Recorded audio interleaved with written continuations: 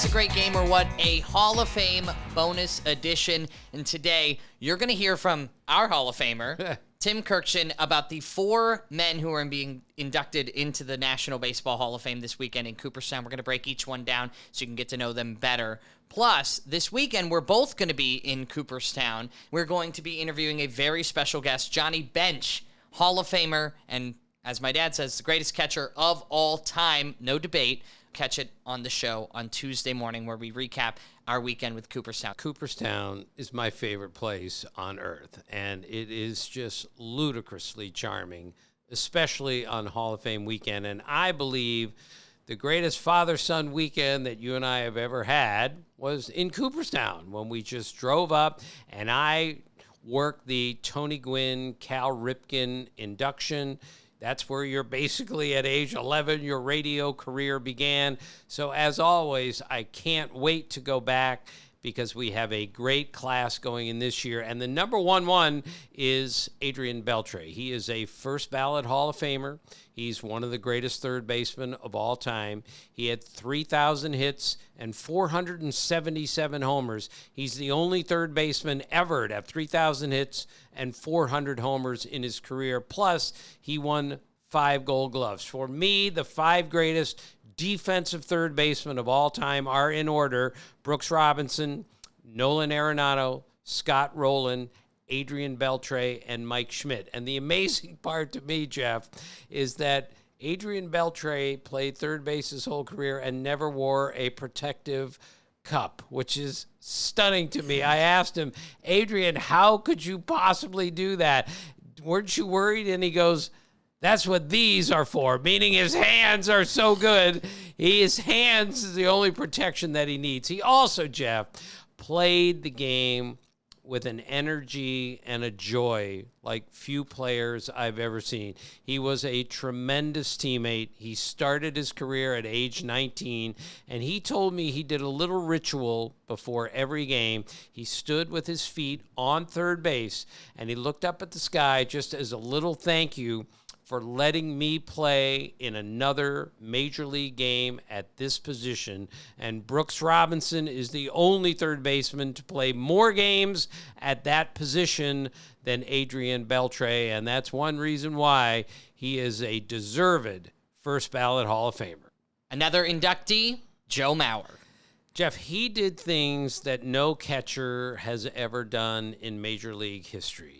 There have been 6 batting titles won by catchers in the history of the game, and he has 3 of them. Wow. In 2009, he won the MVP. He batted .365 that year with a 1.031 OPS, unheard of basically for a catcher. The next year, he got hurt. He comes back off the injured list with no rehab assignment, and his first at bat in Baltimore, he takes a ball on the inside part of the plate and hits a home run over the left field fence. Denny Hocking, one of his teammates that year, looked at me and said, do you know how many major leaguers are even capable of hitting that pitch in that spot to that spot in left field? He said maybe 3 guys are capable of doing it, and Joe did it without any rehab assignment and basically missing spring training.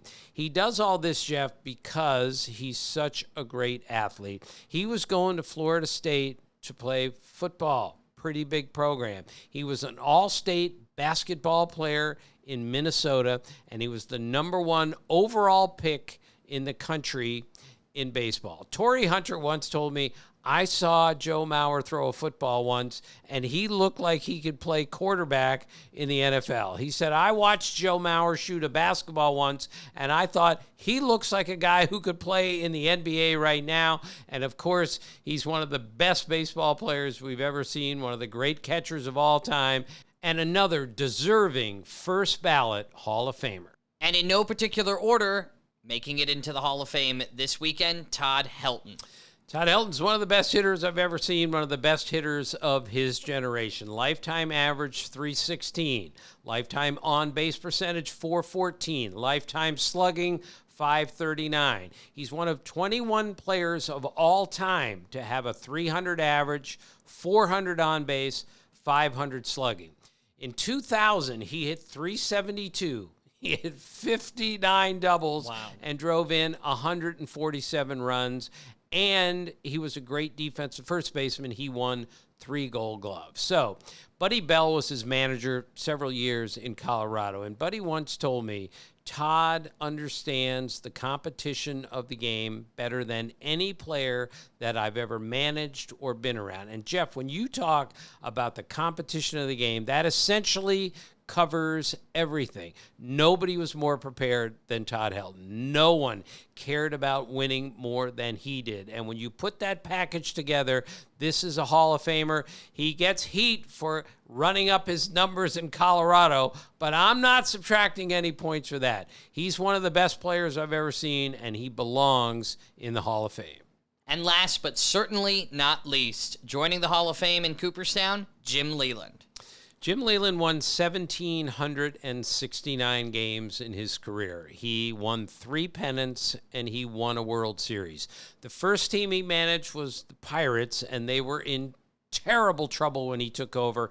He revived that franchise and came 1 out away from going to the World Series. Then he went to the Marlins and won the World Series in 1997 and didn't even get a chance to even repeat because they broke up the team after that.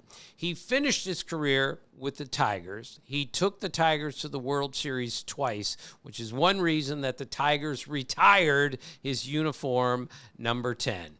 Jim Leyland is an all-time baseball guy. Nobody ever outfoxed him in a major league game. But more important, it was his touch with his players that he was so good at. Dave Hostetler played for the Pirates, and he told me once, he said, I was the 25th guy on the team. I was the worst player on our team, he said, but every day, Jim Leyland, our manager, made sure he came up to me before every game and told me something. Hey, you had a good BP yesterday, or that was a good pinch hitting appearance last night. Haas looked at me and he said, he didn't have to talk to me, but that's the way that Jim Leyland did everything. He treated the 25th man the same way he treated the best player on the team, and that's one reason that he's going to Cooperstown as a manager.